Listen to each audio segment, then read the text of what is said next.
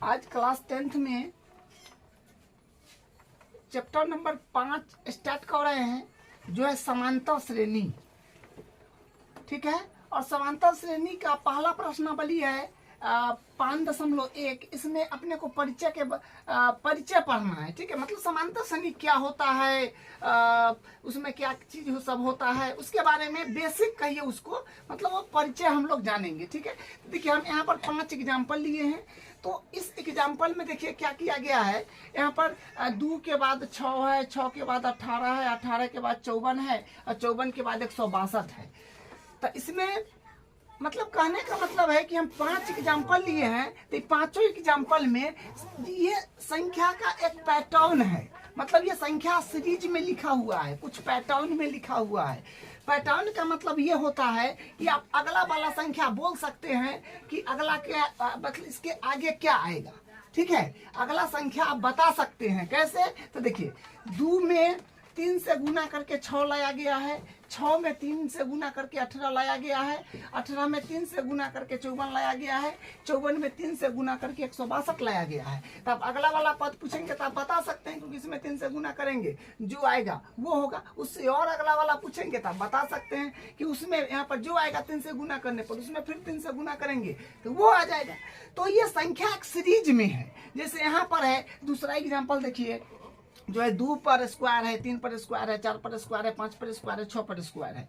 तो आप अगला वाला बता सकते हैं कि सर अगला क्या होगा, 7 का स्क्वायर होगा, फिर 8 का स्क्वायर होगा। ये आप क्या कर सकते हैं, बता सकते हैं। ठीक है, तो संख्या एक पैटर्न में है, एक सीरीज में चल रहा है। ठीक है, इसलिए आप बता पा रहे हैं। जैसे तीसरा देखिए, यहाँ पर 1 का क्यू है, 2 का क्यू है, 3 का क्यू है, 4 का क्यू है, 5 का क्यू है। तो आप अगला बता सकते हैं कि अगला होगा सर 6 का क्यू, अगला जो होगा 6 का क्यू, फिर 7 का क्यू, चलते जाएगा। ठीक है, तो ये संख्या ये भी क्या है, एक पैटर्न में है। उसी प्रकार इसका चौथा देखिए, ये भिन्न वाला है, जो 1/1 है, 1/2 है, 1/3 है, 1/4 है, 1/5 है। मतलब कहने का मतलब है कि अंश बट्टा हर होता है, तो ऊपर अंश होता है, नीचे हर होता है। तो अंश फिक्स है। अंश क्या है, अंश अपना फिक्स है। ठीक है, अंश जो है फिक्स है, हर में एक जोड़ा जा रहा है। तो अगला वाला पत्ता बता सकते हैं कि यहाँ पर क्या होगा, 1/1 2 3 4 5, तो 1 फिर जोड़िए तो 6, फिर 1/7, फिर 1/8, 1/9, क्या होगा अगला संख्या तो आप बता पा रहे हैं। तो ये इस प्रकार का सीरीज में है। इसका 5वां देखिए, जो है 2 में 3 जोड़ रहे हैं तो 5 आ रहा है, 5 में 3 जोड़ रहे हैं तो 8 आ रहा है, 8 में 3 जोड़ रहे हैं तो 11 आ रहा है, और 11 में फिर 3 जोड़ रहे हैं तो 14 आ रहा है। फिर 14 में 3 जोड़िएगा तो अगला मिल जाएगा, जो क्या होगा 17 होगा। फिर ए में 3 जोड़िएगा तो फिर मिल जाएगा, जो क्या होगा 21 होगा।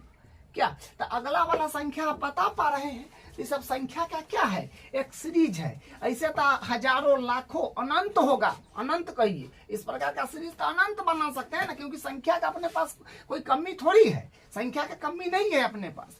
अब बात आया कि देखिए संख्या का सीरीज अनंत प्रकार से बन सकता है, लेकिन मैथमेटिशियन ने कुछ विशेष प्रकार के संख्या के सीरीज को उन्होंने कुछ नाम दे दिया। जैसे यहाँ पर इसमें 2 में 6 से गुना कर 2 के बाद 6 है, तो इसका मतलब 3 से गुना किया गया है। 6 के बाद 18 है, इसका मतलब इसमें 3 से गुना किया गया है। इस 18 के बाद 54 है, इसमें 3 से गुना किया गया है। 18 के बाद 54 के बाद 162 है, 3 से गुना किया गया है। तो ये क्या है, गुना करके एक निश्चित संख्या से पिछले वाले पद में गुना करके अगले वाले पद को प्राप्त किया गया है। गुना करके एक निश्चित संख्या, तो आप अगला बता सकते हैं आराम से। लेकिन किसी भी संख्या को हम हर एक पिछले वाले पद में किसी निश्चित संख्या से गुना करके अगर हम अगला वाला पद लाते हैं तो उसको हम लोग बोलेंगे, मैथमेटिशियन ने बोल दिया कि उसको बोलेंगे गुणोत्तर श्रेणी। उसको हम लोग बोलेंगे गुणोत्तर श्रेणी। तो वो होगी अपने पास गुणोत्तर श्रेणी, क्योंकि गुना करके आगे बढ़ रहे हैं, इसको बोलेंगे गुणोत्तर श्रेणी। उसके बाद यहाँ पर देखिए ये है 1/2, फिर 1/1, 1/2, 1/3, 1/4, 1/5, मतलब इस तरह से पैटर्न में आ रहा है। तो एक पैटर्न है, तो इसमें क्या है, हर में कुछ परिवर्तन किया जा रहा है। परिवर्तन वही है कि एक जोड़ रहा है हर में, तो हर में क्या हो रहा है, एक जुड़ रहा है, तो एक में एक जुड़ा तो 2 आ गया, फिर 2 में एक जुड़ रहा है तो 3 आ रहा है, फिर 3 में एक जुड़ रहा है तो 4 आ रहा है, फिर 4 में एक जोड़ रहा है तो 5 आ रहा है। इस तरह से आगे बढ़ा है। तो इस प्रकार के श्रेणी को मैथमेटिशियन ने बोल दिए हरोत्तर श्रेणी, हरोत्तर श्रेणी। ठीक है, तो इस प्रकार के श्रेणी को क्या बोले मैथमेटिशियन ने, हरोत्तर श्रेणी। अब देखिए 5वां जो लास्ट है, इसमें 3 + 3 + 3 + 3 प्लस करके बढ़ा गया है। तो इसको अगला वाला पत्ता बता सकते हैं इसमें क्या होगा, तो क्या एक निश्चित संख्या को जोड़ करके आगे बढ़ा गया है। तो निश्चित संख्या को जोड़ करके किसी श्रेणी में आप आगे बढ़ते हैं तो उसको हम लोग बोलते हैं समांतर श्रेणी, जो आपको इसी के बारे में पढ़ना है। ये सब जो है ये सब 11th में पढ़ना पड़ता है, 12th में 11th में मान के चलिए। ठीक है, तो अभी अपने को समांतर श्रेणी पढ़ना है, तो समांतर श्रेणी का ये सीरीज है। तो इसको मैथमेटिशियन ने क्या बोल दिया, समांतर श्रेणी, समांतर श्रेणी।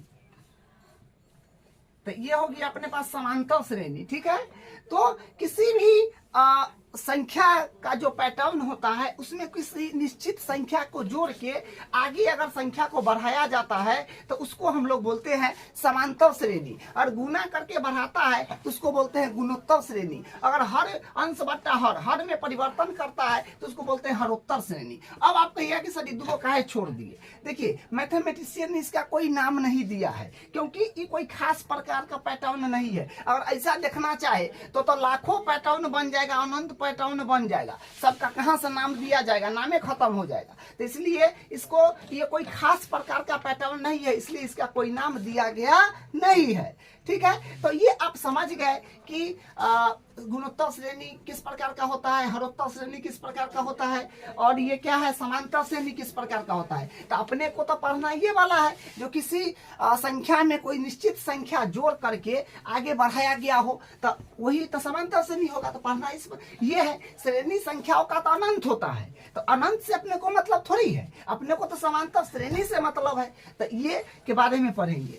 अब बात आया कि समांतर श्रेणी का डिफिनीशन भी तो होना चाहिए। समांतर श्रेणी का डिफिनीशन क्या है, कैसे पता करेंगे कि समांतर श्रेणी का परिभाषा क्या हो सकता है। देखिए नीचे लिखा है समांतर श्रेणी एक समांतर श्रेणी संख्याओं की ऐसी सूची है जिसमें प्रत्येक पद यानी पहले वाले पद को छोड़कर अपने से पहले पद में एक निश्चित संख्या जोड़ने से प्राप्त होता है। आपको बताए एक निश्चित संख्या जोड़ने से पहला वाला पद को छोड़ करके, और पहला वाला पद कैसे आया, कोई संख्या यहाँ ले लिया, कोई संख्या लेने के बाद कोई निश्चित संख्या जोड़ते चला गया, बस आपका श्रेणी बनते चला गया। अगर यहाँ मान लीजिए 10 लेते तो 3 जोड़ते तो 13, फिर 3 जोड़ते 16, फिर 3 जोड़ते 19, इस प्रकार से हो जाता क्या।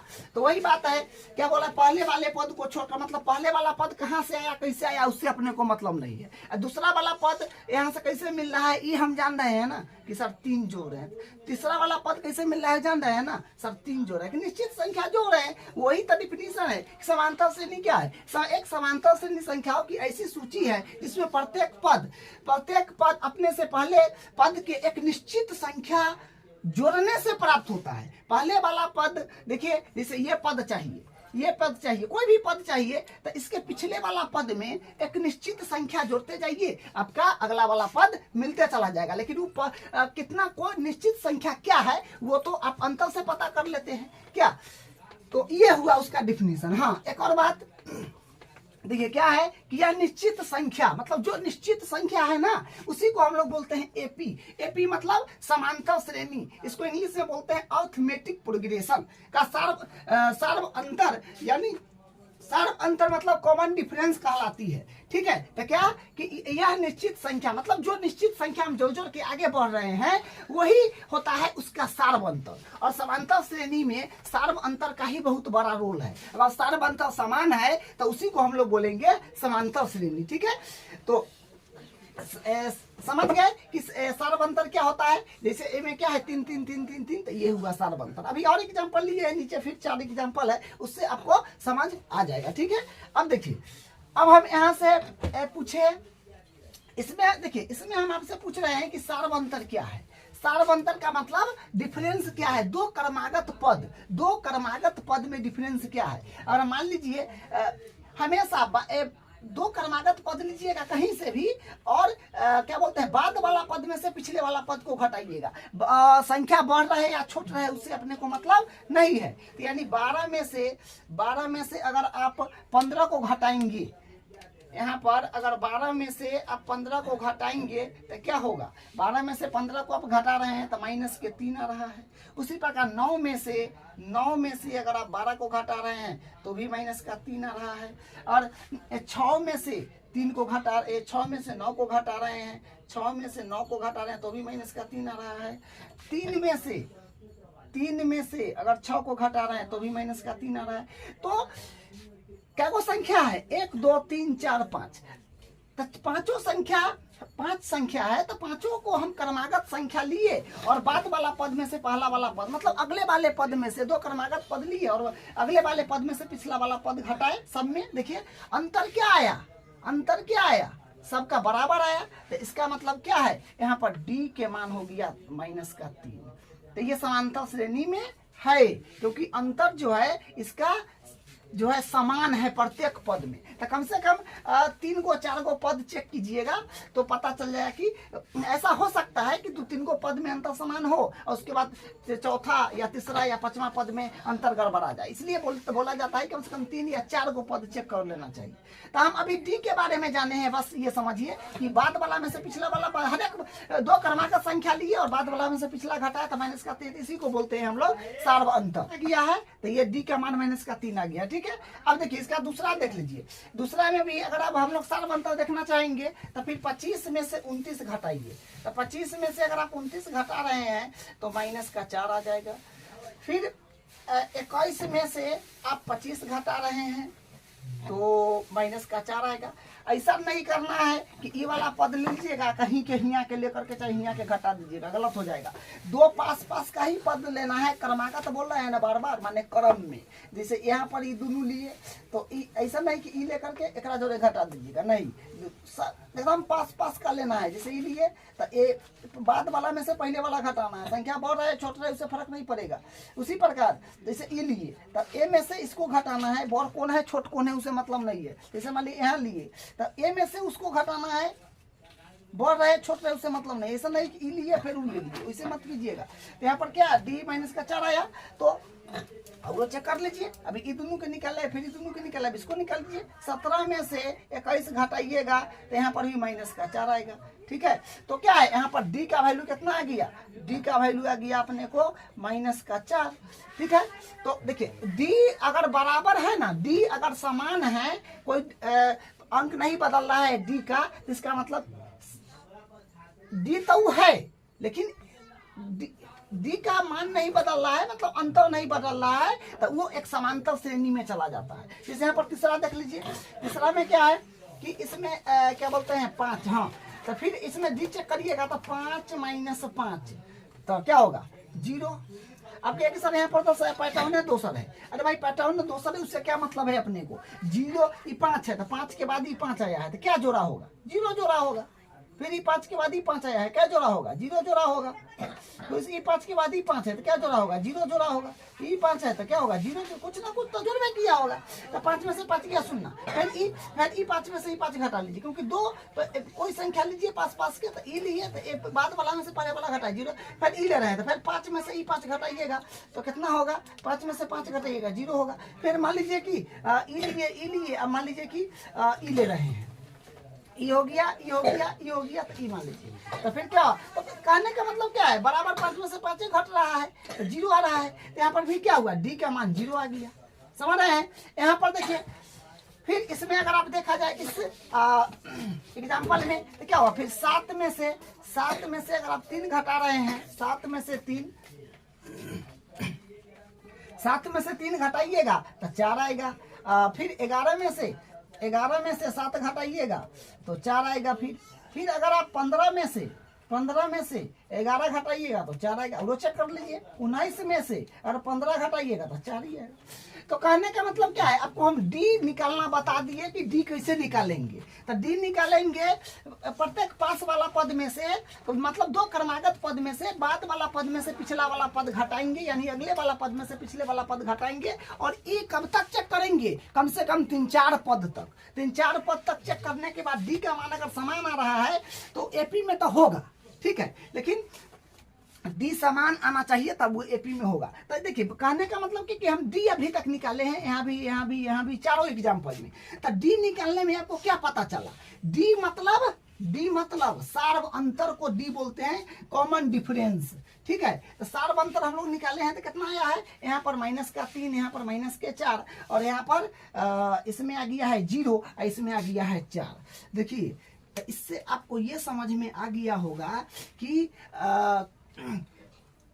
माइनस वाला संख्या आ सकता है, शून्य आ सकता है, धनात्मक यानी प्लस वाला संख्या आ सकता है।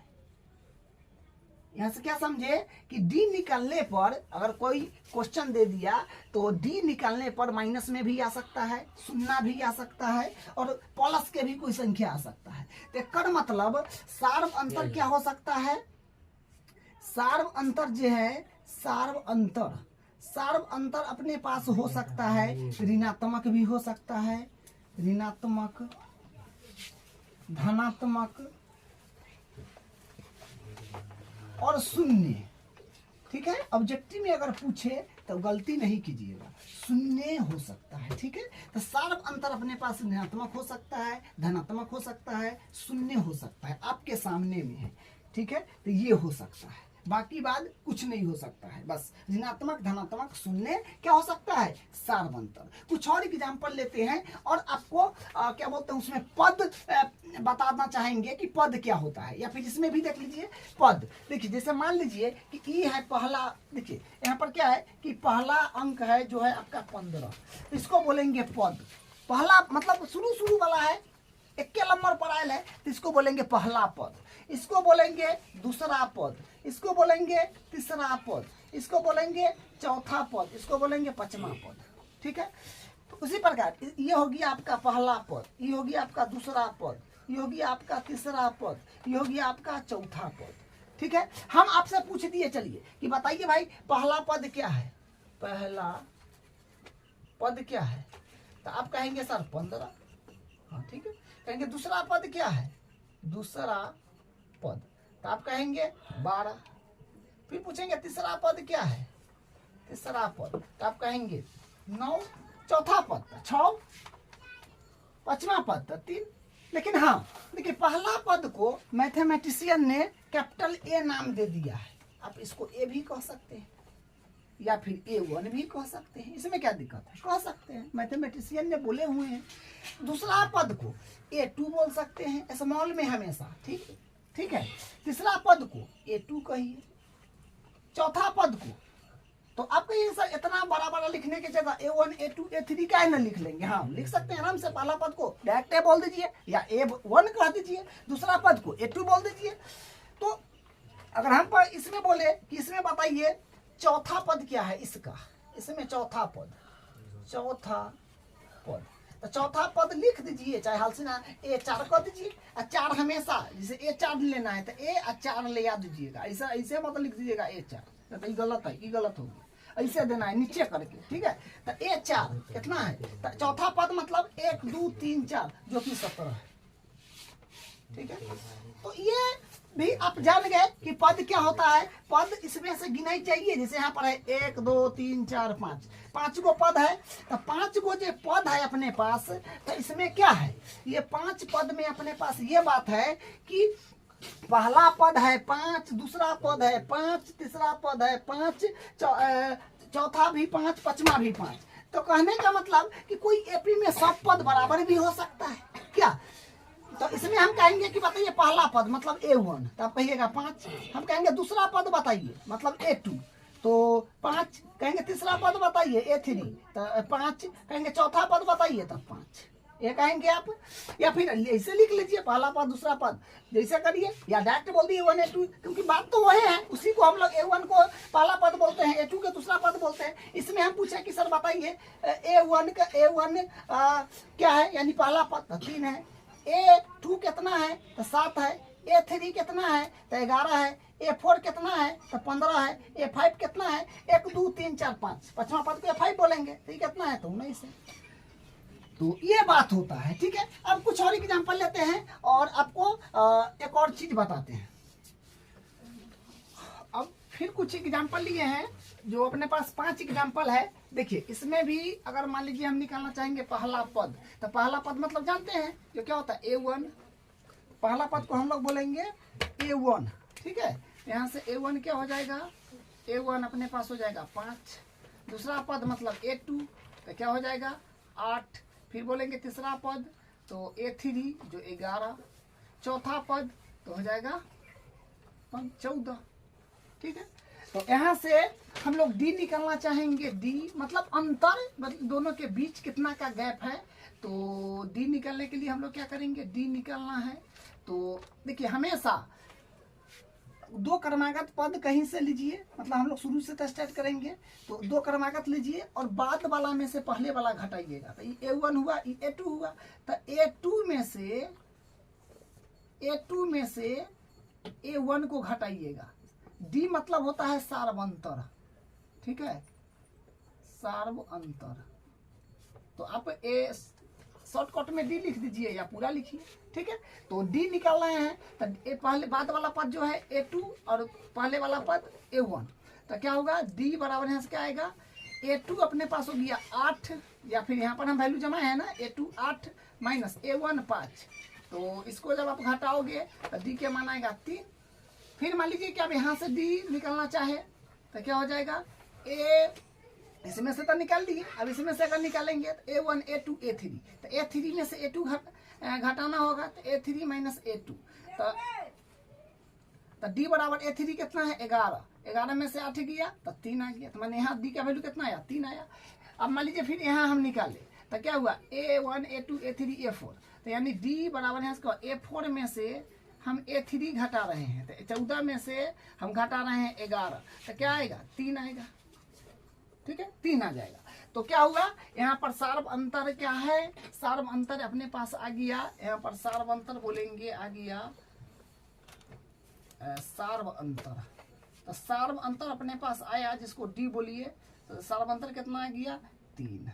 तो E अपने पास क्या है, समांतर श्रेणी में है, हाँ है, क्योंकि सार्व अंतर तो देखिए प्रत्येक को बराबर आ गया, तो ये AP में है, ठीक है। E अपने पास जो है AP ये है, ये AP है, ठीक है। अगर इसका दूसरा देखिएगा तो फिर A1 पर आपको पूछेंगे पहला पद क्या है, मतलब A1 तो कहिएगा 5, फिर कहेंगे दूसरा पद क्या है माने A2 तो कहिएगा 10, तीसरा पद क्या है जो A3 है जो कि 15, चौथा पद क्या है मतलब A4 तो क्या है 20। मतलब कई नंबर पर है, जैसे ये 1 नंबर पर है तो पहला पद हुआ, 2 नंबर पर तो दूसरा पद 3 नंबर पर, तीसरा पद 4 नंबर पर, चौथा पद, इतना ही तो देखना है। तो यहाँ से फिर क्या हो जाएगा, हम D पूछेंगे तो A2 में से कोई 2 क्रमागत पद में से पहले बाद वाला पद में से पहले वाला पद घटाइएगा, ठीक है। तो 10 में से मतलब D निकालना है, तो ये हुआ A1 ये हुआ A2, तो A2 में से A1 घटाएंगे तो होएगा 10 माइनस 5 बराबर 5। फिर यहाँ पर D के मान 5 आ गया, फिर D निकालेंगे अगर यहाँ पर तो क्या होगा A1 A2 A3, तो A3 में से A2 घटाएंगे, तो A3 में से A2 अगर हम घटा रहे हैं तो A3 15 और A2 10, तो फिर 5 आ गया। फिर D निकाल रहे हैं यहाँ से तो मतलब A1 A2 A3 A4, तो मतलब A4 में से हम A3 घटा रहे हैं तो क्या आएगा 20 माइनस 15 यानी 5।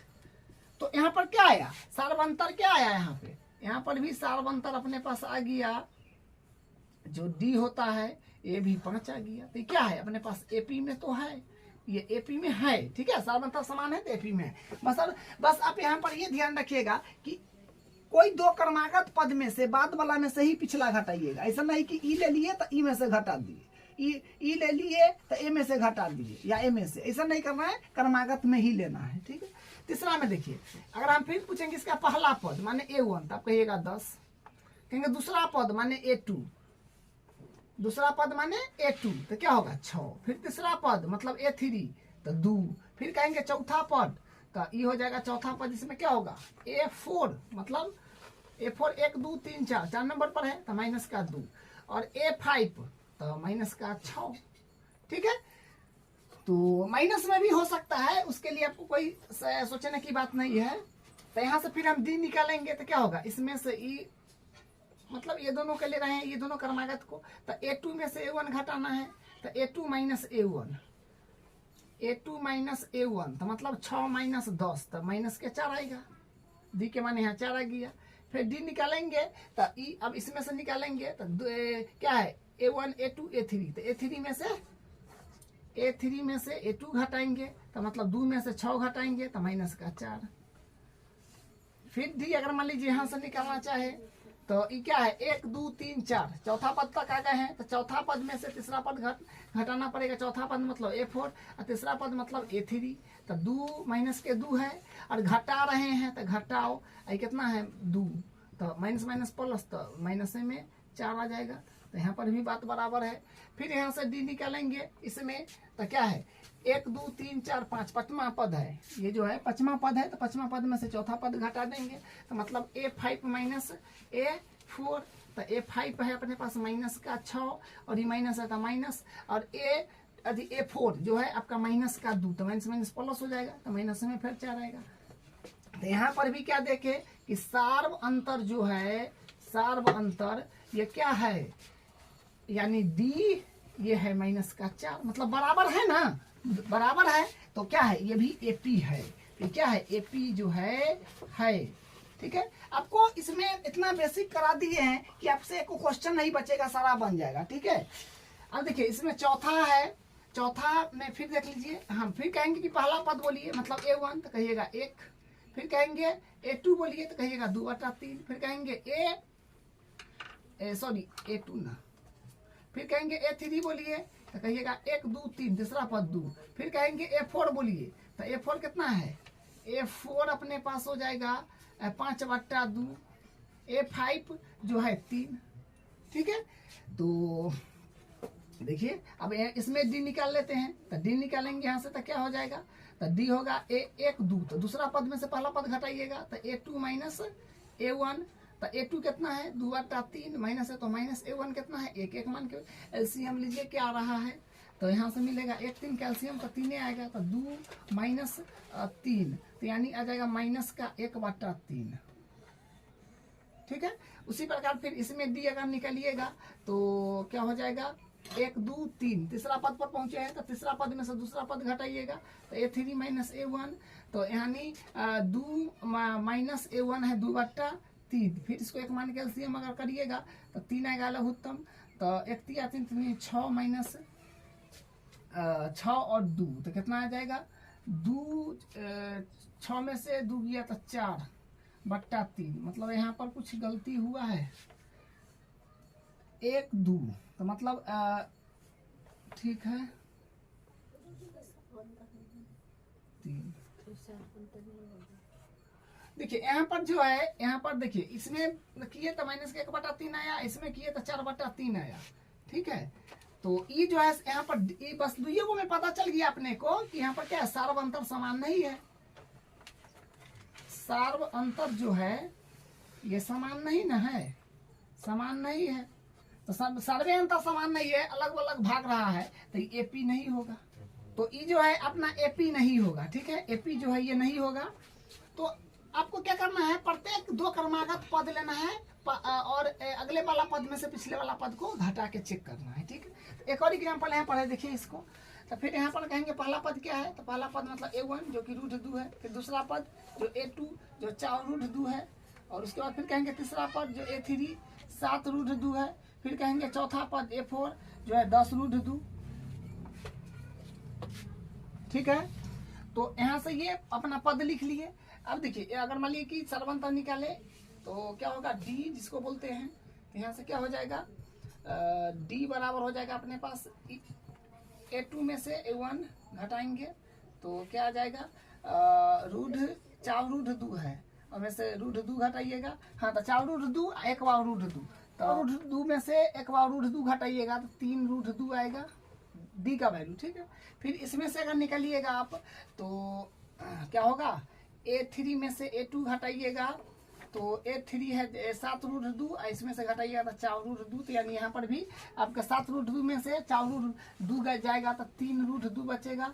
फिर अगर इसमें से आप चेक करिएगा इसमें तो फिर हो जाएगा मतलब चौथा पद में से तीसरा पद फिर घटाइए तो यहाँ पर क्या आ जाएगा 10√2 में से फिर 7√2 घटाइएगा तो यहाँ पर 3 फिर 2 ये आएगा। तो मतलब सार्व अंतर क्या है, समान है।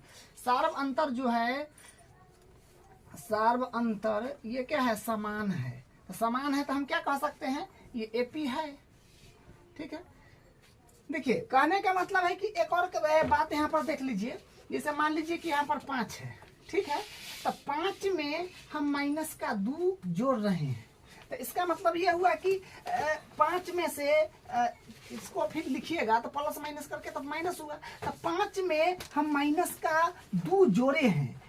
ठीक है, लेकिन हम लोग क्या बोल देते हैं कि 5 में से 2 घटा रहे हैं। ठीक है, और समांतर श्रेणी जो है अपना यहाँ पर क्या लिखा है, प्रत्येक क्या अपने से पहले वाले पद में निश्चित संख्या जोड़ने से प्राप्त होता है। तो जोड़ने का मतलब ही नहीं है कि माइनस का 2 कर रहे हैं तो यहाँ पर डिफिनीशन इसमें सेटिस्फाई नहीं हो रहा है। मतलब माइनस का 2 का मतलब हुआ कि माइनस का 2 आप जोड़ रहे हैं तो कितने होगा, 3 आएगा। जैसे मान लीजिए यहाँ पर 7 है, हम कह रहे हैं कि माइनस का में 5 जोड़िए, इसका 5 कहेंगे जोड़ने के लिए क्या होगा, 7 प्लस और 7 प्लस माइनस माइनस, तो क्या होगा 2 होगा प्लस का। तो इस तरह से ये माइनस होगा तो उससे आप नहीं घबराइएगा, क्योंकि माइनस करना है मतलब माइनस का अंक हम जोड़ रहे हैं इसलिए माइनस हो जा रहा है, बात ये है।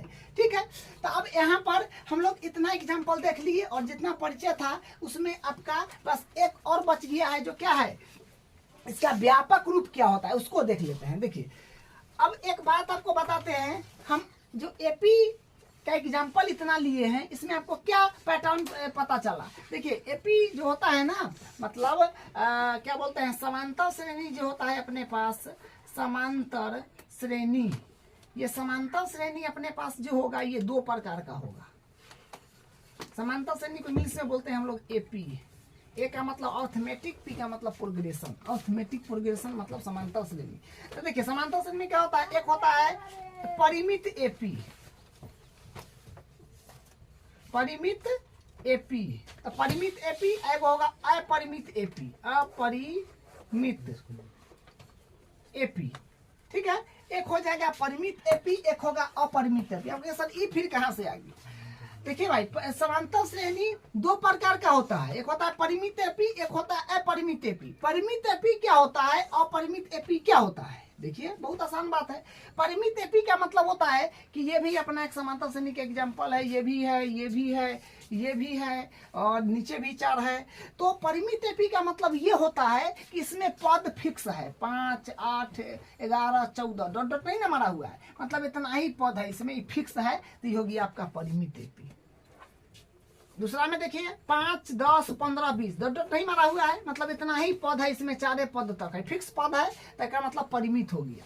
इसको देखिए 10, 6, 2 - 6, ये क्या है, ये भी परिमित AP है, डॉट डॉट नहीं मारा हुआ है, मतलब इतना ही तक है, ये फिक्स पद है तो परिमित हो गया। यहाँ पर देखिए ये देखिए डॉट डॉट मार करके आगे बढ़ाया गया है, डॉट डॉट मार के आगे बढ़ाया गया तो ये हुआ अपरिमित AP। यहाँ पर देख लीजिए यहाँ पर डॉट नहीं माना गया है, इसमें भी डॉट नहीं माना गया, इसमें भी नहीं माना गया है। और कोई एग्जाम्पल आप ले लीजिए, जैसे मान लीजिए यहाँ पर हम ले लेते हैं क्या बोलते हैं 2, 4, 6, 8 डॉट डॉट मार दिए ना, तो समझिए कि होगी आपका अपरिमित AP। डॉट नहीं लगल रहना चाहिए तो परिमित, डॉट लग गया मतलब पद का पता नहीं है, बहुत दूर तक जाएगा, इसलिए अपरिमित। ठीक है, अब देखिए एक और बात हम लोग बात कर लेते हैं, समांतर श्रेणी का व्यापक रूप क्या होता है। समांतर श्रेणी का व्यापक रूप जो ये आपका इंपोर्टेंट है, समांतर श्रेणी का व्यापक रूप जनरल फॉर्म क्या होता है। समांतर श्रेणी, समांतर श्रेणी का व्यापक रूप, रूप मतलब इसको बोलते हैं जनरल पद। ठीक है इंग्लिश में। तो समांतर श्रेणी का व्यापक रूप क्या होता है, जैसे हम एक एग्जांपल लेते हैं उससे समझाते हैं। जैसे मान ली कि है 3 है, 5 है, 7 है, 9 है, मतलब इस प्रकार से ही है जा रहा है। तो कहने का मतलब क्या है कि देखिए, इसको बोलते हैं हम लोग पहला पद जो ए होता है, इसको बोलते हैं हम लोग दूसरा पद जो A2 होता है, इसको बोलते हैं तीसरा पद जो A3 होता है, इसको बोलते हैं चौथा पद जो A4 होता है। तो कहने का मतलब ई क्या है, पहला पद है, तो पहला पद मतलब A1 जो 3 है। दूसरा पद कैसे हम लोग लाते हैं, तो दूसरा पद यहाँ पर ई देखते हैं ना कि कितना का गैप है, यहाँ से यहाँ पहुँचने में 3 के बाद 4 5 प्लस 2 किया गया है, क्या है प्लस 2 किया गया है, ठीक है। उसी प्रकार यहाँ पहुँचने के लिए क्या किया गया है, इसमें भी प्लस 2 किया गया है, समान अंतर न है, 5 2 7। फिर यहाँ पहुँचने के लिए प्लस 2 किया गया है। फिर यहाँ अगला पद अब बता सकते हैं जो क्या होगा, प्लस 2 करिएगा तो 9 2 11। तो अगला पद भी बता सकते हैं ना, क्योंकि सब में प्लस प्लस 2 करते आ रहा है, तो मतलब प्लस 2 करिएगा तो 9 2 11 अगला पद। तो कहने का मतलब ये कैसे बन रहा है, इसका कोई एक डिफिनीशन के तरह, यानी एक सम्मी क्या बोलते हैं, एक फार्मूला की तरह नहीं लिख सकते हैं, वही व्यापक रूप होता है, समझे। तो कहने का मतलब पहला पद A1 है, ठीक है। तो दूसरा पद हम कैसे लाए, तो दूसरा पद हम लाए इस प्रकार से, A1 तो है ये है A1, तो A1 में हम 2 जोड़ करके लाए हैं, तब ना 5, मतलब A2 कितना है, A2 5 है। तो A2 5 कैसे आया, तो 5 इस प्रकार से आया, जो पहला पद था अपने पास उसमें हम 2 जोड़ दिए, क्योंकि हम तो देख लिए कि दू बढ़ रहा है, तो 2 जोड़ दिए। तो 2 क्या है, 2 जो है ये D है, जो गैप होता है बीच में उसको D बोलते हैं, यानी सार्वंतर। तो मतलब दूसरा पद क्या, दूसरा पद हम कैसे लाते हैं, A1 के मान कितना था 3, और 3 में 2 जोड़े तो कितना आया 5 5, तो A2 का वैल्यू हुआ 5। तो A2 कैसे लाए, A1 में हम D जोड़ के, ठीक है। तो पहला पद तो dt रह गया, दूसरा पद हम लाए A में D जोड़ दिए। फिर तीसरा पद हम कैसे लाएंगे, तीसरा पद मतलब A3 डायरेक्ट कैसे लाएंगे, तो A3 देखिए, A3 हम लोग कैसे लाएंगे, तो A3 में देखिए यहाँ पर का एगो A2 लाने के लिए क्या किए थे, एगो D जोड़े थे। तो A3 फिर लाने के लिए यहाँ पर का एगो और D जोड़ाएगा, यहाँ पर ई जो है अंतर 2, तो एगो D यहाँ पर जोड़े। फिर यहाँ पर जाने के लिए एक और D जोड़ेंगे, तो क्या हुआ A3 लाने के लिए 2 बार D जोड़ेंगे, A1 में D प्लस फिर एक और D जोड़ेंगे, तो मतलब A3 कैसे आया, A प्लस A1 बोलिए चाहे डायरेक्ट A बोल दीजिए ना, A plus 2D, 2 bar D जोड़े। तो यहाँ पर क्या हुआ, पहला दूसरा तीसरा पद होगा A प्लस 2D। उसी प्रकार तीसरा पद क्या होगा, A प्लस 3D। उसी प्रकार चौथा पद क्या हो जाएगा, A प्लस 4D। मतलब हम जितना पद आगे बढ़ रहे हैं ना, उतना D खाली जोड़ रहे हैं, ठीक है। D को जोड़ करके हम आगे बढ़ाते जा रहे हैं, इसी प्रकार से ही चलते जाता है। तो इसी को बोलते हैं हम लोग समांतर श्रेणी का व्यापक रूप, मतलब जनरल, इंग्लिश में इसको बोलते हैं जनरल फॉर्म, जनरल फॉर्म, ठीक है।